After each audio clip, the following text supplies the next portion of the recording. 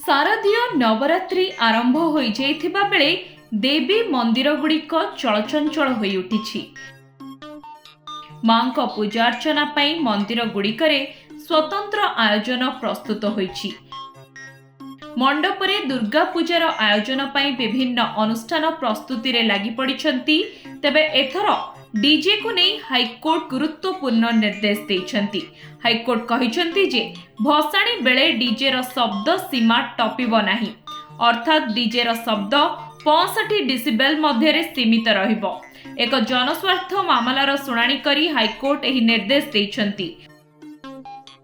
अत्याधिक DJ sound बेले बेले जीवन नेउथुबार अभियोग आसिबा परे एने जनस्वार्थ मामला होइथिला।